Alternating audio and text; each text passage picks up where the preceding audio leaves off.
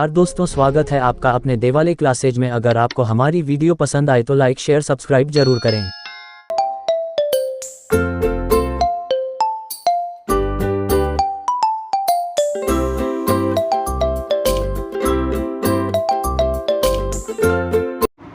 जयतु संस्कृतम जयतु भारतम। नमो नमः मित्रों, आज हम शुरू करेंगे गीता जी के द्वितीय अध्याय का वर्णन, जिसके अंदर हमारे 1 से लेकर के 20 नंबर श्लोक तक हमारी चर्चा हो चुकी है। किस प्रकार के प्रश्न हमारे को देखने को मिले और आगे भविष्य में हमको किस प्रकार के प्रश्न देखने को मिल सकते हैं, इस विषय पर हमारी चर्चा हो चुकी है। हर श्लोक पर हमारी चर्चा होती है, हर श्लोक में किस प्रकार के प्रश्न बनते हैं और हर श्लोक में किस नाम से पर्यायवाची लिया गया है, उस पर भी हमारी चर्चा होती है। तो मित्रों, हम चर्चा आज करेंगे 21 नंबर श्लोक से लेकर के आगे के जितने भी श्लोक हम कर पाएँ। जैसे कि आत्मा का वर्णन चल रहा है, आत्मा के वर्णन में हमने आपको आत्मा की पर्यायवाची बताई, आत्मा किस प्रकार से शरीर में रहता है उसका कर्म बताया। अन्य जितने भी जो भी प्रश्न बन रहे थे वो हमने बताए आपको कि किस श्लोक में अर्जुन ने ये बोला है, किस में संजय ने ये बोला है, किस में भगवान श्री कृष्ण ने अर्जुन को उपदेश दिए हैं। तो अब भगवान श्री कृष्ण अर्जुन को उपदेश दे रहे हैं, उस पर हमारी चर्चा चल रही है। तो मित्रों, यदि अभी तक आपने हमारे चैनल को सब्सक्राइब नहीं किया है तो आपसे करबद्ध प्रार्थना कि आप हमारे चैनल को सब्सक्राइब कीजिएगा और बेल आइकन को प्रेस कर दीजिएगा, ताकि आने वाली हर वीडियो का नोटिफिकेशन आप तक पहुंच सके और आप उसको देख सकें अच्छे से। और यदि आपको ये वीडियो अच्छी लगे, अंत तक इस वीडियो को ध्यान से देखेगा। यदि आपको अच्छी लगे तो लाइक करें और अपने मित्रों को भी शेयर करें, ताकि आने वाली हर परीक्षा के मोड़ पर उनको हमारी ये वीडियो बहुत ही रामबाण की तरह काम आए और ज़्यादा से ज़्यादा मित्रों के पास आप भेजिएगा, ताकि उनको फ़ायदा मिल सके। तो मित्रों, ज़्यादा समय ना बिताते हुए अपने आगे चलेंगे। तो मित्रों, अभी तक यदि किसी ने हमारी पहले वाली वीडियो नहीं देखी है तो आप देख लीजिएगा। हमारे 1 से लेकर के 20 नंबर श्लोक तक हो चुका था, उसके बाद में हम चर्चा करेंगे आज 21 नंबर श्लोक से। उससे पहले मैंने आपको बता दिया था कि भगवान श्री कृष्ण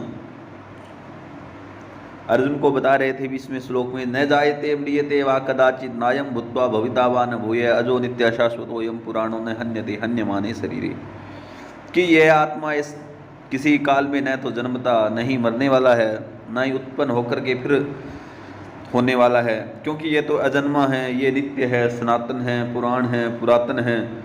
इस प्रकार से मैंने आपको बताया कि भगवान श्री कृष्ण ने अर्जुन को बहुत समझाया, फिर भी अर्जुन नहीं माने। तो भगवान श्री कृष्ण 21वें श्लोक में कहते हैं कि वेदा विनाशिनम नित्यम या एनम अजव्ययम कथम सपुरुषय पार्थ कम घातेति हन्तिकम। वेदा विनाशिनम, वेद यानी जानना, वेद का अर्थ है जानने वाला या जानना। वेदा अविनाशिनम नित्यम या एनम अज अव्ययम, कि ये जो वेद मतलब जानने वाला है पृथा पुत्र पार्थ। यहाँ पे जो अर्जुन को अपनी माँ का नाम लेकर के पृथा का पुत्र बुलाया है। हे पृथा पुत्र अर्जुन, कि ये क्या है, ये आत्मा है जो अविनाशी है, ये नाश रहित है, इसका कोई कभी नाश नहीं हो सकता। इसलिए आत्मा को यहाँ पे अविनाशी बोला है, नित्य बोला है। एनम अज अव्ययम, एनम अज अव्ययम, कि ये जो आत्मा है ये एनम यानी आत्मा, एनम का विशेषण आत्मा से लिया गया है। यहाँ पे मित्रों ये भी पूछ सकता है, बहुत ही महत्वपूर्ण है कि अविनाशी किसका विशेषण है, तो आत्मा का विशेषण है। नित्य किसका विशेषण है, आत्मा का विशेषण है। एनम किसका विशेषण है, तो आत्मा का है। उसके बाद में अजम, अजम मतलब होता है अजन्मा, अजम भी आत्मा का विशेषण है। उसके बाद में लिखा है अवयम, अव्ययम, जिसका कभी वय न हो सके, न वय इति अव्यय, जिसका कभी वय ना हो, जो कभी खर्च ना हो, ऐसे ऐसे आत्मा के विशेषण है। अविनाशी, नित्य, एनम शब्द भी यहाँ पे यदि पूछा जाए, रेखांकित करके इस श्लोक में पूछा जाए ये एनम शब्द किस के लिए है, तो ये एनम शब्द आत्मा के लिए आया है मित्रों। अजम भी आत्मा होती है, अव्यम भी आत्मा होती है। कथम स पुरुष पार्थ है कम घातेति हन्ति कम, कि हे पृथा पुत्र अर्जुन, जो इस आत्मा को नाश रहित, नित्य, अजन्मा और अव्यय जानता है, वह पुरुष कैसे किसको मरवाता है और कैसे किसको मारता है। कि जो इसको अजन्मा समझता है, इसको नाश रहित समझता है, इसका कभी नाश नहीं होता, यदि आपको पता चल जाएगी इसका कभी नाश होगा ही नहीं, तो आप क्यों उसको मरवाओगे किसी से, या उसको क्यों किसी को मारोगे, आपको पता चल जाएगा। इसी प्रकार से भगवान श्री कृष्ण अर्जुन को बोल रहे हैं कि ये जो तेरे सामने तेरे भीष्म पितामह द्रोणाचार्य या धार्तराष्ट्र, जो धृतराष्ट्र के पुत्र खड़े हैं, इनके अंदर जो आत्मा है ना, हे शिष्य, इनके अंदर जो आत्मा है वो तो अविनाशी है, नित्य है, अजन्मय है, अव्यय है।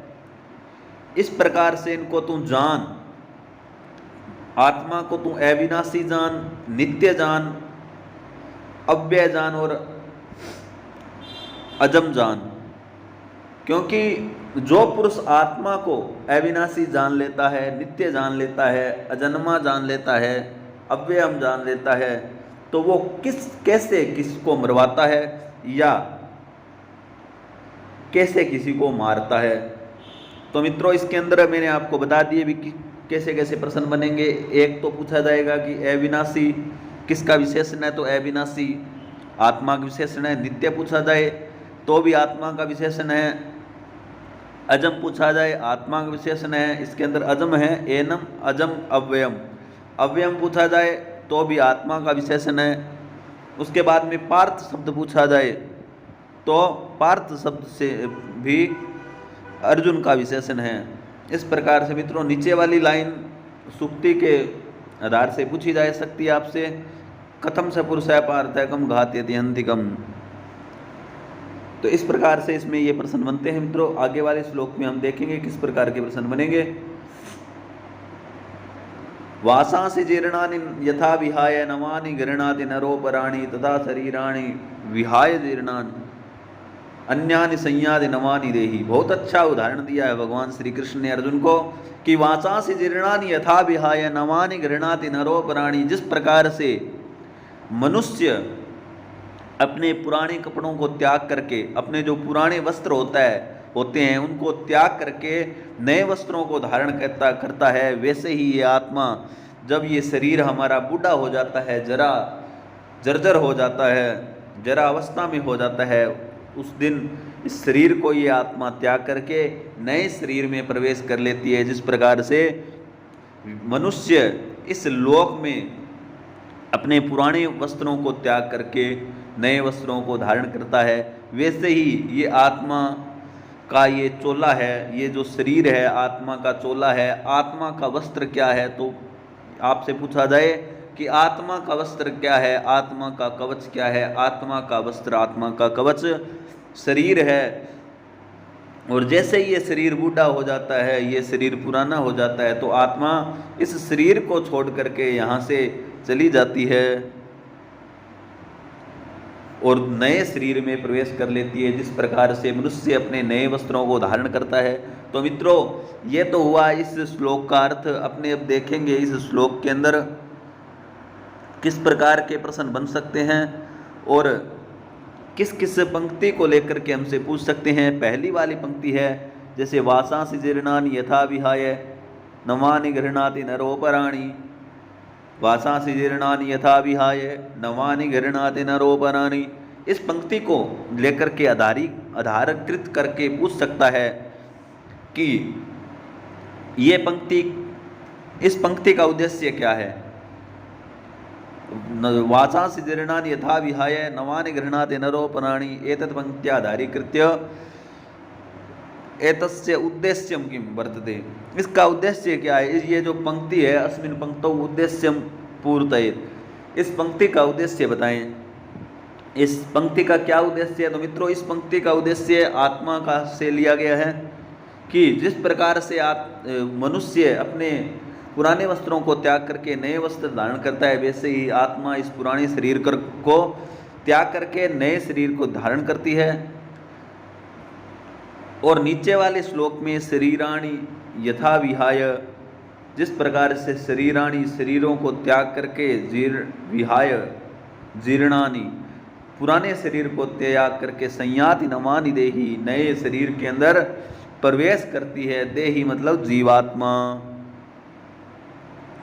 तो मित्रों यहाँ से यही प्रश्न बनते हैं कि आत्मा का उदाहरण देने के लिए आत्मा का उदाहरण देने के लिए भगवान श्री कृष्ण को किस चीज़ का उदाहरण लिया। तो यहाँ पे वस्त्रों का भी उदाहरण देखने को मिल रहा है उनको कि जिस प्रकार से पुराने वस्त्र को त्याग करके नए वस्त्रों को धारण करता है, ये आत्मा उसी प्रकार से आगे वाले श्लोक में भगवान श्री कृष्ण अर्जुन को क्या बोलते हैं वो देखिएगा। ये मित्रों बहुत ही प्यारा श्लोक है। ऐसी कोई परीक्षा नहीं हुई कि जिसमें इस श्लोक को पूछा नहीं गया हो। हर परीक्षा में 1 बार 2 बार 3 बार 5 बार पूछा जा चुका है ये श्लोक वेरी वेरी महत्वपूर्ण, बहुत ही ज़्यादा महत्वपूर्ण है। नैनम छिन्नन शस्त्राणि नैनम दहति पावक न चैनम क्लेदन्त्यापो न शोष्यति मारुतः, कि जिसको शस्त्र भी नहीं काट सकते, न एनम छिन्नन शस्त्राणि, जिसको शस्त्र भी नहीं काट सकते, न एनम दहति पावक, जिसको पावक यानी अग्नि भी नहीं जला सकती, न च एनम क्लेदयन्त्यापो, जिसको अपह मतलब जल होता है, अप शब्दो नित्यम बहुवचनांत, अप शब्द हमेशा नित्य बहुवचन में चलता है। तो जिसको अप यानी जल भी नहीं गला सकता, न शोष्यति मारुत है, जिसको ये वायु मारुत शब्द यहाँ पे वायु का विशेषण है, जिसको वायु भी नहीं सुखा सकती। ऐसा क्या है। तो ऐसी आत्मा है। यहाँ पे मित्रों पूछ सकते हैं आपसे, पीछे वाली परीक्षाओं में पूछा है कि एनम शब्द किसका विशेषण है। यहाँ के 4 बार आपके एनम आ चुका है, क्योंकि जिस श्लोक के अंदर ज़्यादा बार सर्वनाम शब्दों का प्रयोग किया जाता है, उस सर्वनाम शब्दों को आधारित करके पूछ सकते हैं कि ये सर्वनाम शब्द किसके लिए आया है। पीछे आरपीएससी ने भी पूछा था, न एनम छन्दन शस्त्राणि न एनम दहति पावक न चैनम क्लेदयन्तापो न शोष्यति मारुतः। श्रीमद् भगवत गीता अनुसारेण एतस्मिन् श्लोके एनम शब्द कस्य विशेषणं वर्तते। तो ये एनम शब्द है किसका विशेषण है। तो एनम शब्द आत्मा का विशेषण है। मित्रों ये ध्यान रखिएगा। और दूसरा प्रश्न मित्रों क्या बनता है, नैनम छिन्न शस्त्राणि, शस्त्र किसको नहीं काट सकते। तो शस्त्र आत्मा को नहीं काट सकते। नैनम दहति पावक है, और अग्नि किसको नहीं जला सकती, अग्नि आत्मा को नहीं जला सकती। न च एनम क्लेदयन्त्यापो, ये जो जल होता है वो किसको नहीं गालता या गला सकता। तो जल आत्मा को नहीं गला सकता। न शोष्यति मारुत है, ये जो हवा है, ये मारुत, ये जो पवन है, ये किसको नहीं सुखा सकती। तो ये आत्मा को नहीं सुखा सकती। इस प्रकार से मित्रों यहाँ पे ये बहुत ही महत्वपूर्ण सुक्ति के आधार से भी पूछा जा सकता है, ये कहाँ से ली गई है या किसकी है। किसी भी प्रकार से इसके अंदर से प्रश्न बन सकता है। जो प्रकार से अंदर से जो प्रश्न बनने वाले थे मित्रों, मैंने आपको अच्छे भली भांति बता दिया है कि किस प्रकार से इसके अंदर से जो प्रश्न बनेंगे वो ये प्रश्न बनेंगे। और इससे आगे वाला श्लोक है, ये भी मित्रों बहुत ही महत्वपूर्ण है। पीछे आरपीएससी ने एनम पूछा, तो इस बार अयम भी पूछ लेगा, तो ध्यान रखिएगा। अच्छेद्यो अयम अदायोयम अक्लेद्यो अशोष्य एवं च नित्य सर्वगतः स्थाणु अचलो अयम सनातन। इसमें भी देखो मित्रों, अच्छेद्यो अयम अदायो अयम अक्लेद्यो शोष्य एवं च नित्य सर्वगतः स्थाणु अचलो अयम सनातन। अयम शब्द यहाँ पे भी 3 बार आ चुका है, तो यहाँ पे ये अयम शब्द पूछा जा सकता है मित्रों। सबसे पहला महत्वपूर्ण प्रश्न यहाँ से यही बनता है कि अयम शब्द किसका विशेषण है, तो अयम शब्द भी आत्मा का विशेषण है मित्रों। यहाँ पे इस श्लोक को आप याद कर लीजिएगा। यदि किसी को आत्मा के विशेषण नहीं याद है तो ये पूरा श्लोक याद कर लीजिएगा। पूरे श्लोक के अंदर ही आत्मा के विशेषण दे रखे हैं, किस प्रकार से क्या क्या विशेषण दे रखे हैं उनके ऊपर हम चर्चा करेंगे।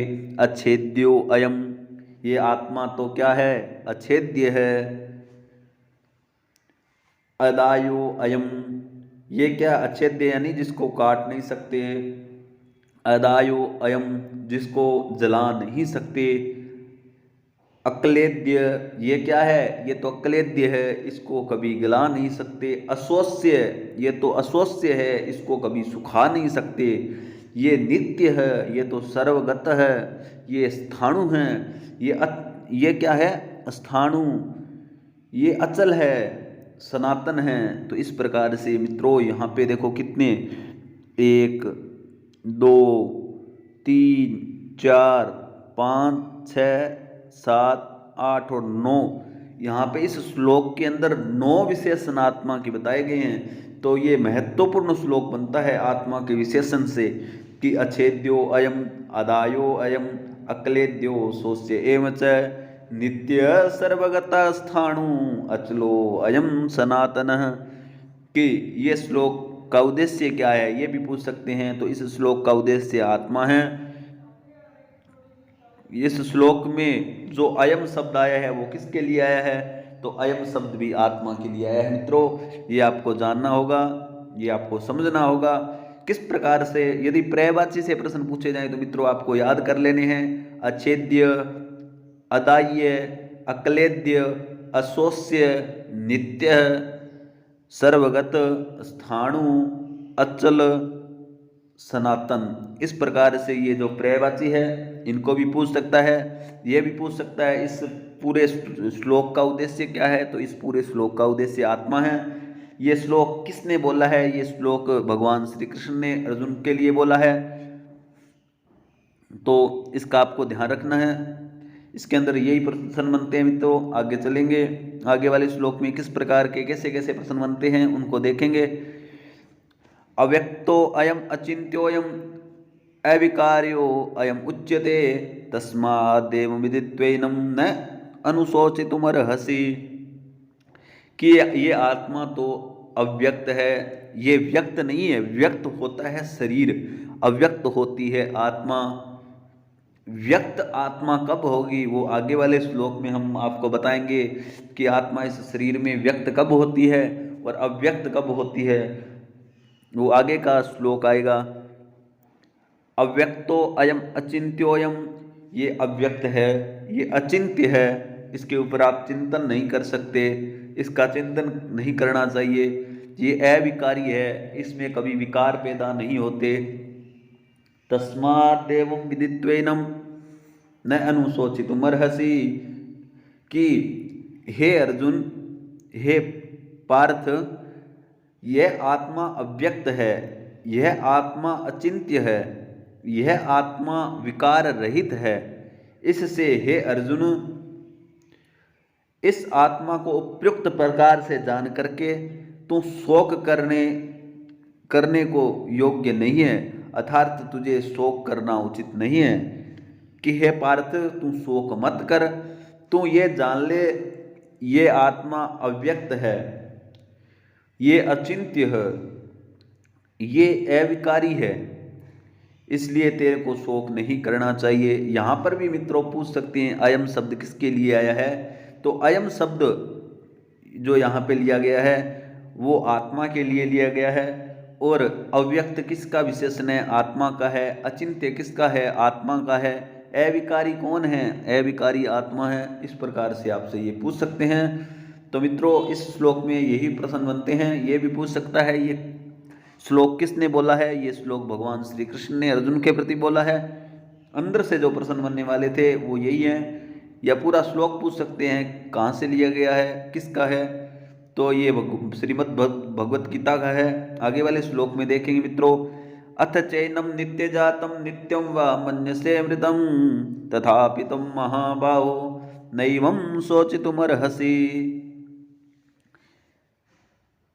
अथ अथ चैनम नित्य जातम नित्यं वा मन्यसे मृतम तथापि तुम महाबाहो न शोचितुमर्हसि।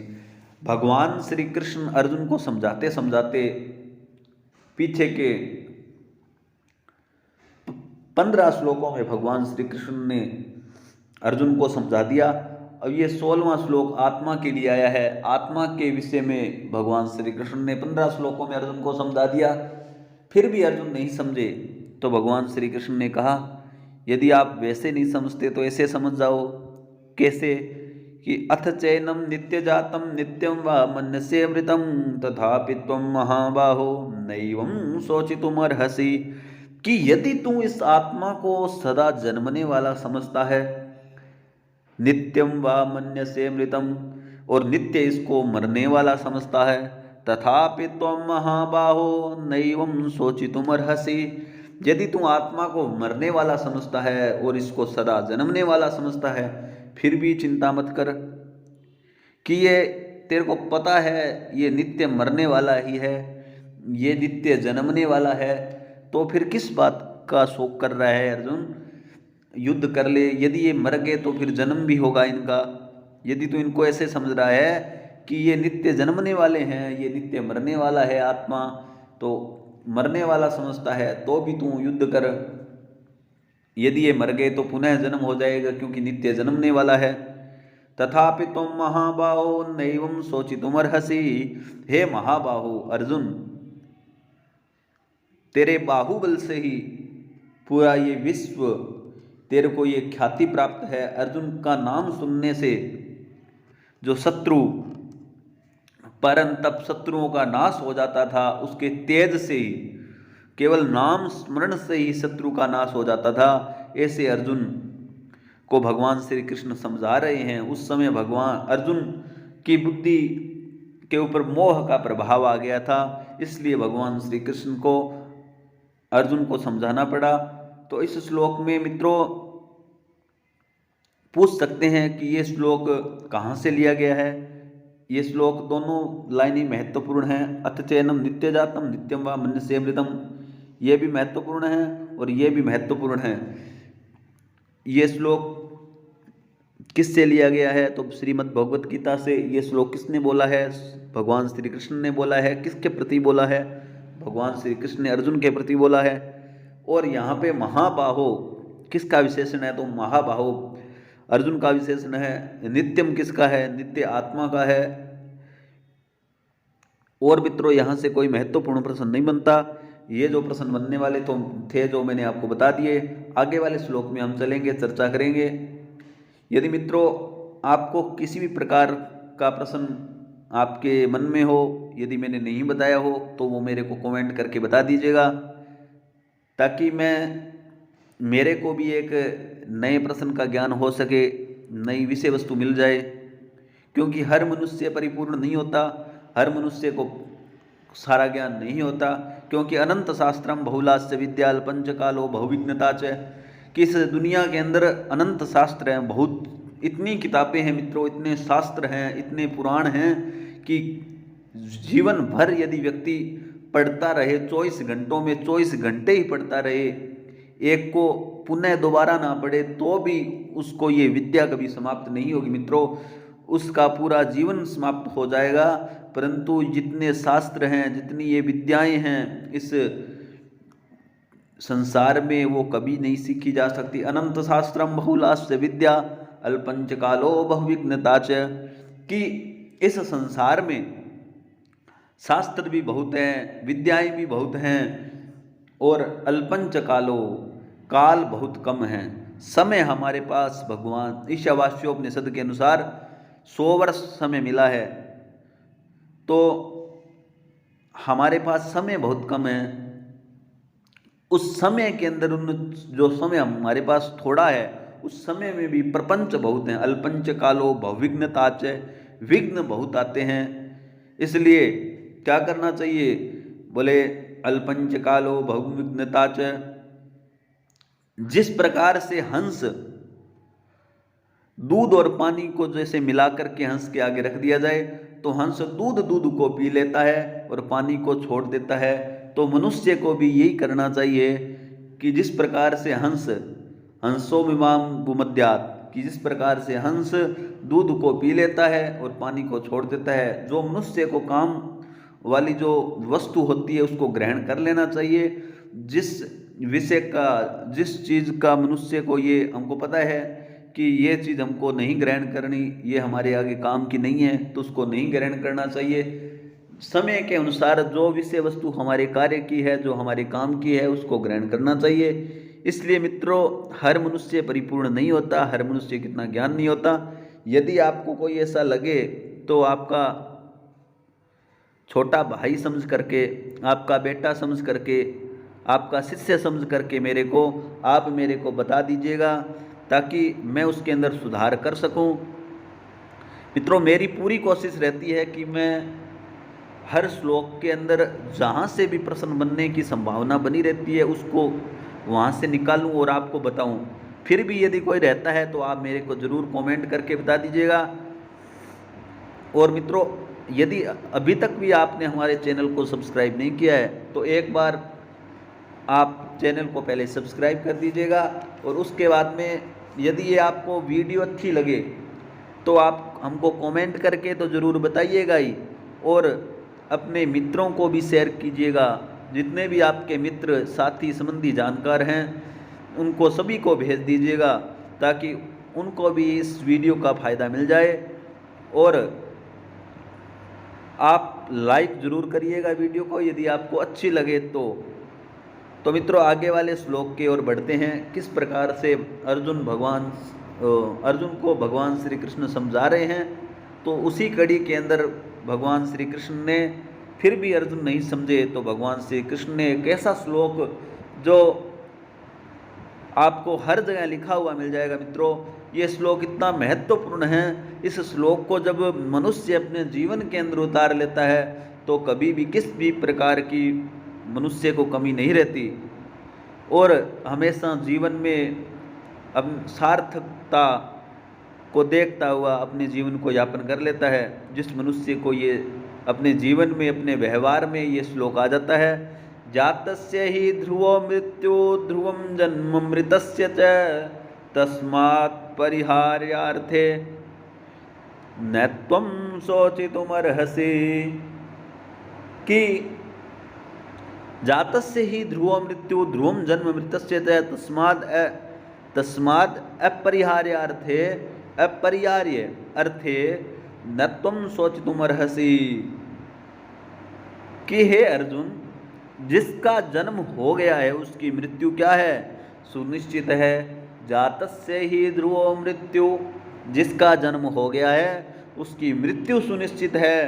और ध्रुवम जन्म मृतस्य, और जिसकी मृत्यु हो गई है उसका जन्म सुनिश्चित है। तो इसलिए तेरे को शोक नहीं करना चाहिए। ये क्या है, जिसका जन्म हो गया है उसकी मृत्यु सुनिश्चित है। ये अपरिहार्य कारण है पार्थ। अपरिहार्य का अर्थ मित्रों ये होता है कि जिसका कोई उपाय नहीं होता, उसको बोलते हैं अपरिहार्य। यदि आप डॉक्टर के पास भी चले जाओ, अच्छे से अच्छे वेद के पास भी चले जाओ, जो आपको बोले भी मैं आपको बचा सकता हूँ, तो मित्रों जो लिखितिमपि ललाटे क्रोधितुम न समर्थ है, जो भगवान ने आपके ललाट पर लिख दिया उसको कोई भी नहीं, जो मृत्यु का भगवान जिसने लिख दिया उस परमात्मा ने आपकी मृत्यु कब होगी, तो क्रोधितुम न समर्थ है, कोई भी इसको मिटाने वाला नहीं है। इसलिए जिसका जन्म हो गया है उसका ऐसे समझो कि उसकी मृत्यु सुनिश्चित है, और जिसकी मृत्यु हो गई उसका जन्म भी सुनिश्चित है। मित्रों, ये संसार का एक नियम है, इसलिए अपरिहार्य कार्य है ये, तो जिसका कोई उपाय नहीं हो सकता, इसको कोई भी नहीं रोक सकता। मित्रों, न तुम शोचितुमर्हसि, इसलिए हे अर्जुन आपको शोक नहीं करना चाहिए। मित्रों, ऊपर वाली जो पंक्ति है बहुत महत्वपूर्ण है। बहुत सी परीक्षाओं में, हर बार परीक्षाओं में किसी न किसी बड़ी से बड़ी, छोटी से छोटी परीक्षाओं में ये पंक्ति देखने को मिलती है किसी भी प्रकार से पूछ सकते हैं ये पंक्ति कहाँ की है, तो ये पंक्ति श्रीमद् भगवत गीता के सांख्य योग अध्याय 2 की है। और भगवान श्री कृष्ण ने इस पंक्ति को बोला है, भगवान श्री कृष्ण ने अर्जुन के प्रति बोला है। इस पंक्ति का उद्देश्य आत्मा से ग्रहण किया गया है, क्योंकि आत्मा को मनुष्य की यदि मृत्यु हो जाती है तो उसका जन्म सुनिश्चित है, और जिसका जन्म हो जाता है उसकी मृत्यु सुनिश्चित है। तो मित्रों, आपको भी पता है कि किसका जन्म होता है और किसकी मृत्यु होती है, क्या चीज़ निश्चित है क्या नहीं है। इस प्रकार से आत्मा और शरीर के बारे में इस श्लोक के अंदर बताया गया है। आगे वाले श्लोक के अंदर हम चलेंगे। यदि यह श्लोक आपको समझ में नहीं आया है तो आप कमेंट करके श्लोक संख्या लिख करके हमको भेज दीजिएगा, ताकि हम आपको पुनः एक बार नई वीडियो के माध्यम से या इसी वीडियो से जो आगे वाली जो इसका दूसरा पार्ट आएगा उसमें हम आपको बता दें। मित्रों, जो भी जितने भी श्लोक हैं उनको आप अच्छे से पूरी तरह धीरे धीरे एक स्पीड में आप इनको पढ़िएगा। अन्य कोई कार्य नहीं करते हुए यदि आप इन श्लोकों को ग्रहण करोगे तो निश्चित मानो, यदि आपने एक बार में समझ में नहीं आया तो दूसरे बार में आपको निश्चित समझ में आएगा। यदि फिर भी नहीं आया तो तीसरी बार में ऐसा समझ में आएगा मित्रों, आपको कभी भी आप भूल नहीं पाओगे गीता जी के 2 अध्याय को। इसी कड़ी में हम आगे चलते हैं। 28 नंबर श्लोक में भगवान श्री कृष्ण अर्जुन को क्या बोलते हैं? अव्यक्तादीनि भूतानि व्यक्त मध्यमानि भारत अव्यक्त निधनानैव तत्र गावरी देवना। ये मित्रों, ये बहुत महत्वपूर्ण श्लोक है। इस श्लोक को जो समझ गया उसको परीक्षाओं में प्रश्नों का सामना करने में बहुत आसानी होगी मित्रों, क्योंकि इस श्लोक के अंदर बहुत से राज छुपे हैं मित्रों, जो भविष्य में आपके सामने एक दिन जरूर प्रश्न बन के ये आएंगे, और आप प्रश्न करने के इतने सामर्थ्य हो जाओगे कि आप प्रश्न देखते ही आप सीधा प्रश्न को यस ही करोगे मित्रों। इसलिए ये जो श्लोक है बहुत ही अच्छा श्लोक है मित्रों। इसमें लिखा है अव्यक्तादीनि भूतानि। जब जन्म से पहले जब तक इस संसार में जन्म नहीं होता, ये जो आत्मा है इस प्राणी का जब जन्म नहीं होता उससे पहले अव्यक्त होता है, मतलब हमको दिखाई नहीं देता। व्यक्त होता है प्रकट, हमको जो दिखाई देता है। अव्यक्त होता है हमको। अव्यक्त कब होता है? अव्यक्त मित्रों जन्म से पहले होता है। जन्म से पहले क्या होता है? अव्यक्त होता है। अव्यक्त जन्म से पहले होता है, और मृत्यु के बाद में भी अव्यक्त होता है। मृत्यु के बाद में क्या होता है? अव्यक्त। और जिस समय इस संसार के अंदर मनुष्य रहता है उस स्थिति के अंदर ही व्यक्त होता है। तो पूछ लिया जाए मित्रों आपसे कि इस संसार के अंदर व्यक्त स्थिति कब होती है, तो व्यक्त स्थिति मध्य की स्थिति होती है, वो व्यक्त स्थिति कहलाती है। तो प्राणी की व्यक्त स्थिति पूछी जाए तो व्यक्त स्थिति मध्य होती है। पूर्व स्थिति पूछी जाए तो पूर्व स्थिति अव्यक्त होती है। अंत स्थिति पूछी जाए तो अंत स्थिति भी अव्यक्त होती है। 3 प्रकार की स्थिति हैं। और जन्म से पूर्व कैसी स्थिति होती है? तो जन्म से पूर्व अव्यक्त स्थिति होती है। जन्म के बाद व्यक्त स्थिति होती है, जिसको मध्य स्थिति बोला जाता है। और मृत्यु के बाद, निधन के बाद कौन सी स्थिति होती है? तो निधन के बाद, मृत्यु के बाद अव्यक्त स्थिति पुनः हो जाती है।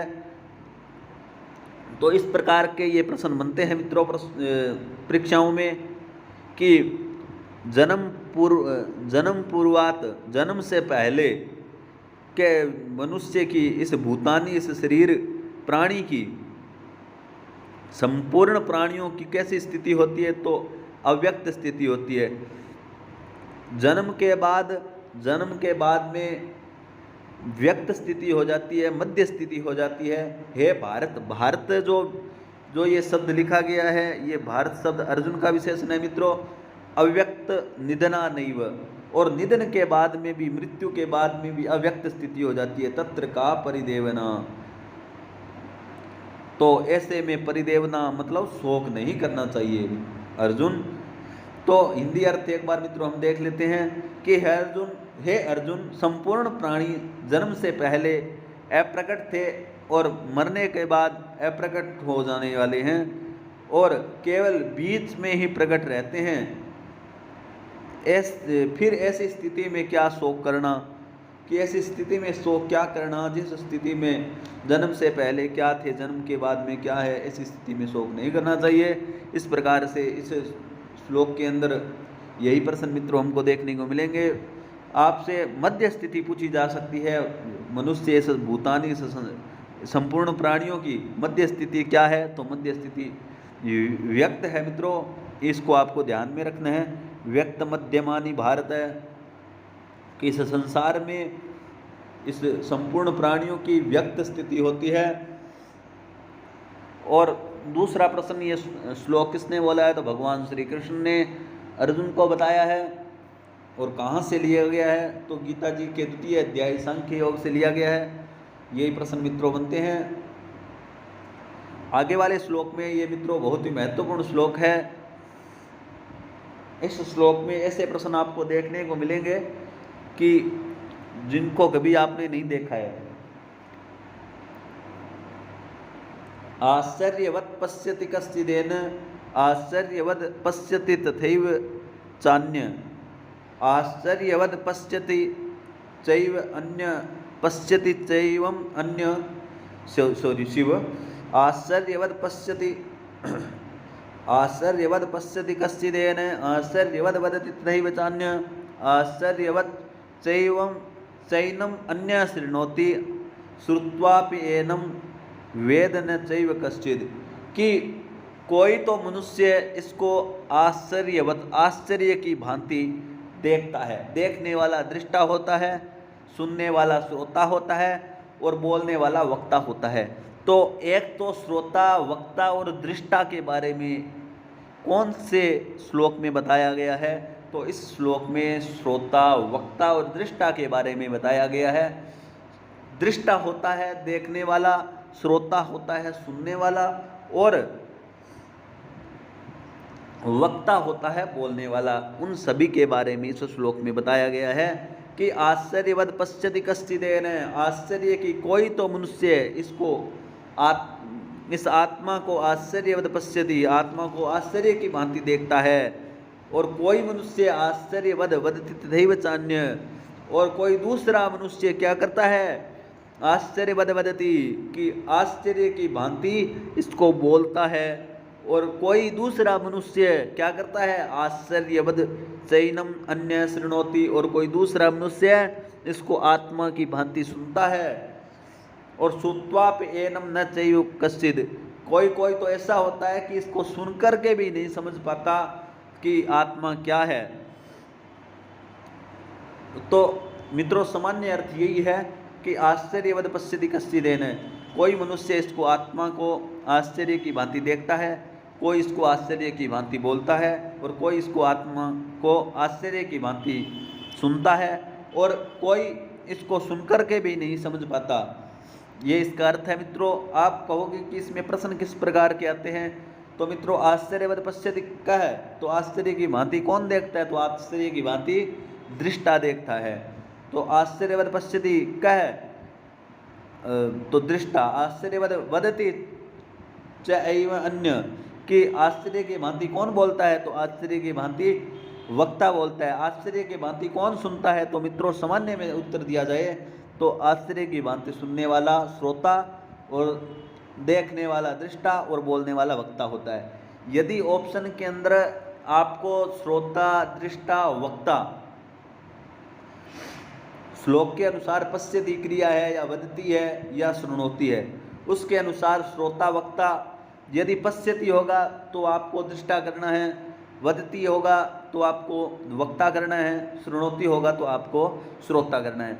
यदि इनके साथ दूसरा ऑप्शन आपको अन्य का मिले तो मित्रों आपको अन्य का ही उत्तर देना है कि आत्मा को कौन देखता है, आत्मा को कौन देखता है? तो आत्मा को पश्यति मतलब दृष्टा, श्रोता, वक्ता या अन्य। तो आपको अन्य महत्वपूर्ण जो आपका विकल्प रहेगा वो अन्य रहेगा, क्योंकि इस श्लोक के अंदर हमने हमारे भावों से ही श्रोता, वक्ता और दृष्टा की कहानी बोली है।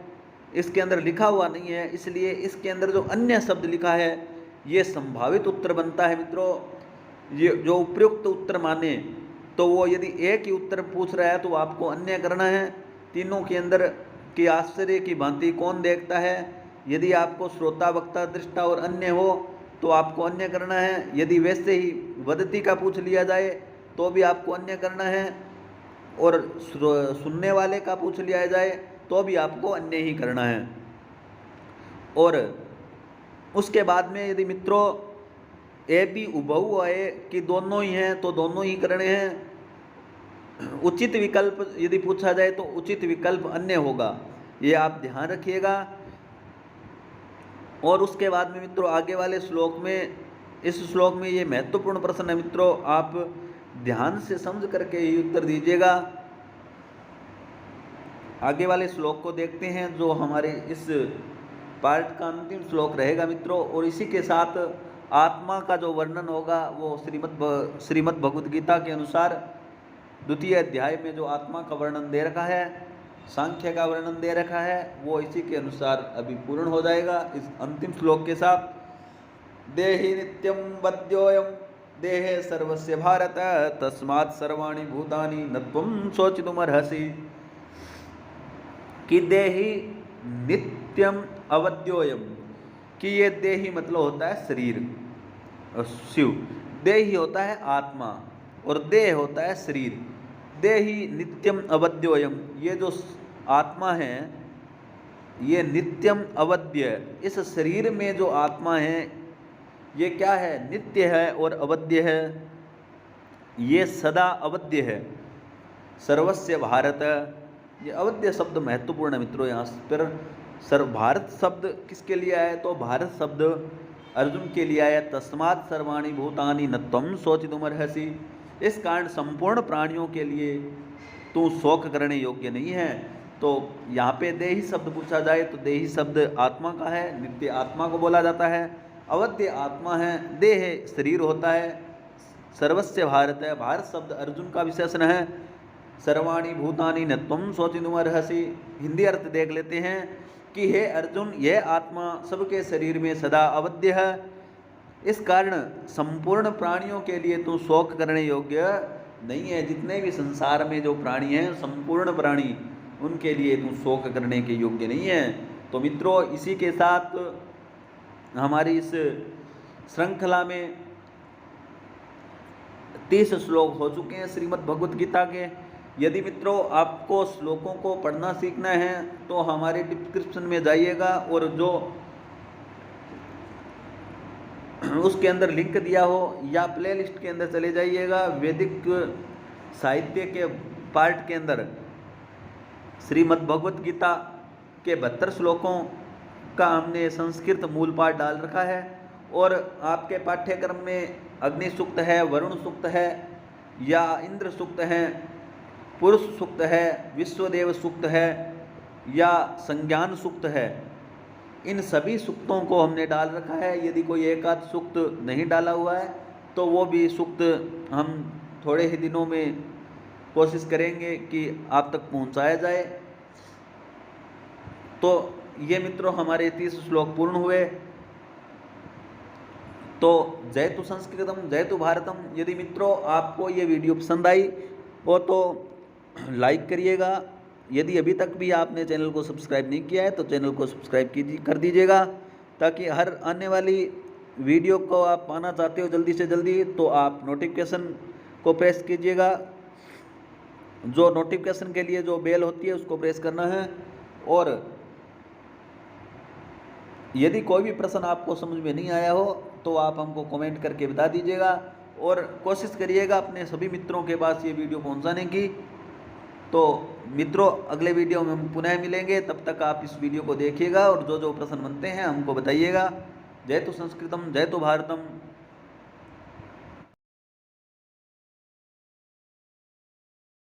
और दोस्तों स्वागत है आपका अपने देवालय क्लासेज में। अगर आपको हमारी वीडियो पसंद आए तो लाइक शेयर सब्सक्राइब जरूर करें।